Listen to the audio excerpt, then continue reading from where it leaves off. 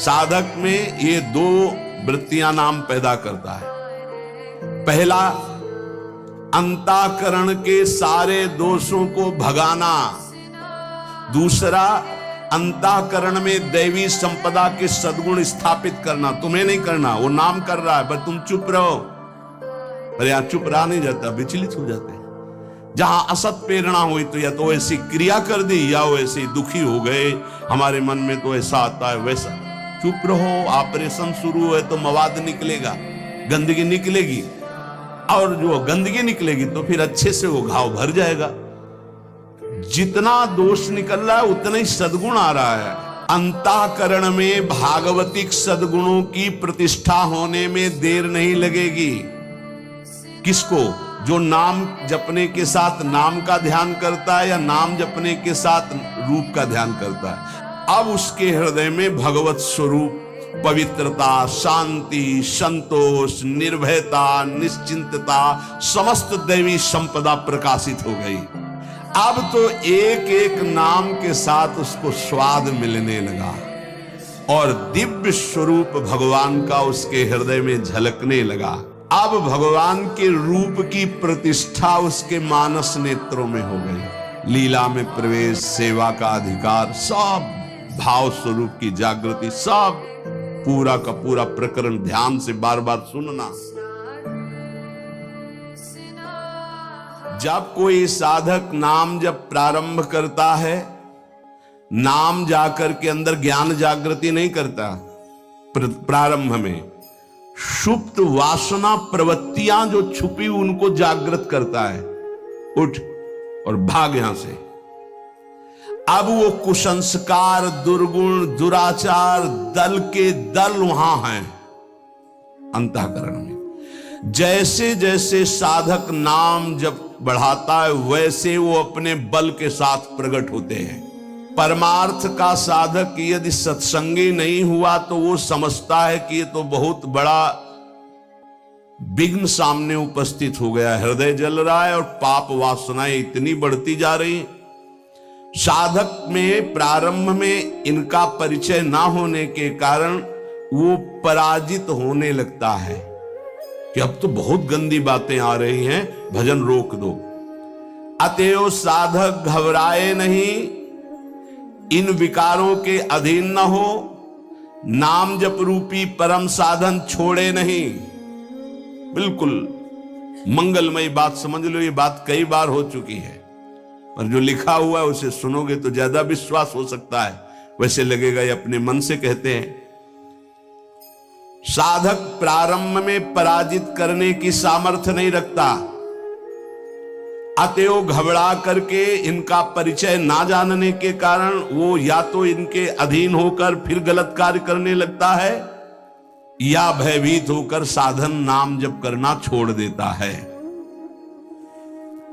किंतु यदि गुरु कृपा पात्र साधक प्रभु के नाम की वास्तविक महिमा जो सुन चुका है, ऐसा अवसर जब आता है कि हृदय में बड़ी गंदी बातें, बड़ा प्रपंच उदय हो रहा है, तो वो समझने लगता है नाम काम कर रहा है, नाम काम कर रहा है। अब हमारा हृदय खाली हो रहा है, ये वासनाएं निकल रही हैं, समस्त हे गुण, दुर्गुण, दुराचार प्रवृत्तियां नष्ट हो रही हैं। बार बार वही हमने अनंत जन्मों में किया, इसलिए बार बार वही आ रहा है, आ नहीं रहा, वो जा रहा है, हर वृत्ति जा रही है। अतएव और नाम उच्चारण बढ़ाए और सत्संग सुने, जिससे हिम्मत बनती जाएगी, घबराओगे नहीं। बड़ा भारी युद्ध है, एक दिन में सब डिलीट नहीं हो जाएंगे, धीरे धीरे। जिन गुणों से भगवान रीझते हैं, ध्यान देना, एक विकार गया, एक गुण आ गया, वो विकार की वृत्ति गई, दूसरा गुण आ गया, खाली नहीं रखता। ये बड़े काम की बात है।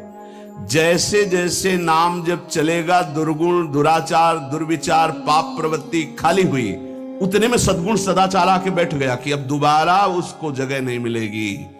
और धीरे धीरे वो पूरे के पूरे दुर्गुण दुराचारों को हटा करके साधक में सद्गुण सदाचार स्थापित कर देता है। नाम, पहला प्रभाव नाम का। साधक को ये बात ध्यान रखनी है कि ये दो वृत्तियां आपके अंदर प्रारंभ में होंगी, दोषापनयन और गुणाधान।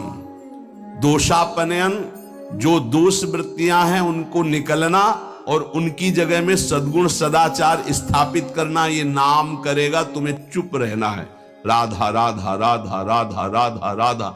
विचलित नहीं होना कि मन बहुत हमारा परेशान करता है, बहुत विकार आ रहे हैं, अब कैसे रहूं। खुशी मनाओ, गंदी बातें निकल रही हैं। पर साधक कैसे खुशी मनावे?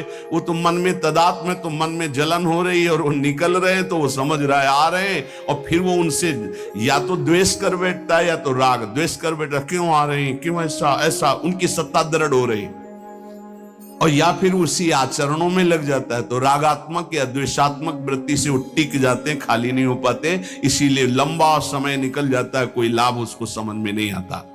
साधक में ये दो वृत्तियां नाम पैदा करता है। पहला, अंतःकरण के सारे दोषों को भगाना। दूसरा, अंतःकरण में दैवी संपदा के सद्गुण स्थापित करना। तुम्हें नहीं करना, वो नाम कर रहा है, बस तुम चुप रहो। पर यहां चुप रहा नहीं जाता, विचलित हो जाते हैं। जहां असत प्रेरणा हुई तो या तो ऐसी क्रिया कर दी या वो ऐसे दुखी हो गए, हमारे मन में तो ऐसा आता है वैसा। चुप रहो, ऑपरेशन शुरू है तो मवाद निकलेगा, गंदगी निकलेगी, और जो गंदगी निकलेगी तो फिर अच्छे से वो घाव भर जाएगा। जितना दोष निकल रहा है उतना ही सद्गुण आ रहा है।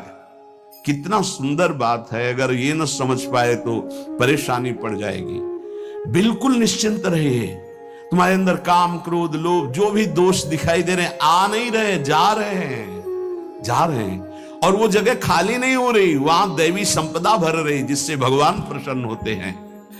यदि हम नामोच्चारण के साथ साथ नाम का ध्यान शुरू कर दें तो और जल्दी दिव्य सद्गुण आ जाएंगे। अंतःकरण में भागवतिक सद्गुणों की प्रतिष्ठा होने में देर नहीं लगेगी। किसको? जो नाम जपने के साथ नाम का ध्यान करता है या नाम जपने के साथ रूप का ध्यान करता है। दुर्गुणों दुराचारों की जो प्रवृत्तियां हैं, बहुत सुंदर सुगम उपाय है उनके निकालने का नाम जप। नाम जप से ही निकलते हैं। सद्गुण सदाचार ये खाली हृदय में आकर बैठने लगते हैं।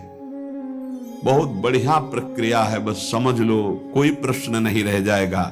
जैसे जैसे तुम्हारा भगवत चिंतन अधिक बढ़ेगा तो काम क्रोध लोभ मोह मद मत्सर ये पूरा का पूरा अपना प्रभाव दिखा के नष्ट हो जाएंगे। ये पूरे के पूरे नष्ट हो जाएंगे, ऐसा शब्द नहीं आया, प्रभाव दिखा के नष्ट हो जाएंगे।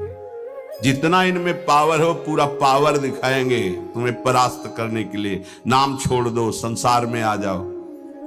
पर जो साधक जमा रहता है, राधा राधा राधा, अब उनके अनर्थ और दुष्परिणाम और अनिष्ट चिंतन ये सब कुछ छूट गया।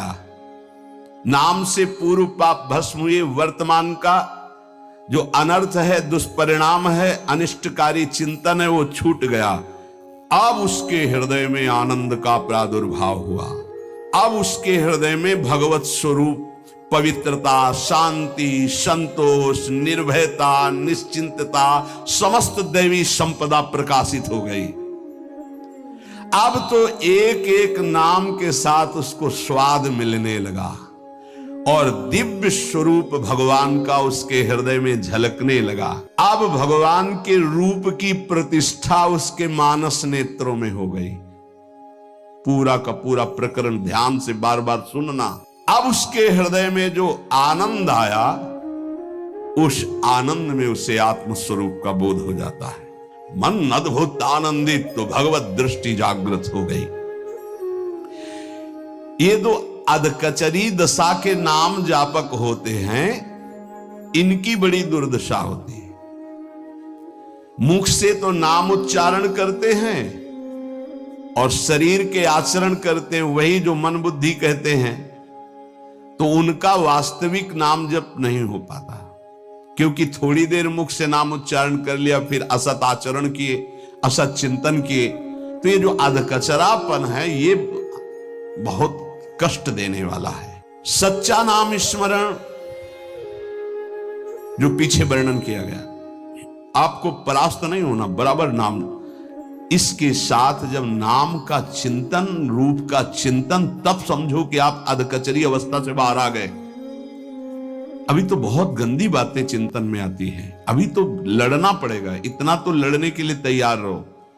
अगर ये कह दो ये सब हमसे नहीं होगा, तो एक उपाय है, किसी महाभागवत को पूरा जीवन समर्पित कर दीजिए, खत्म खेल आपका।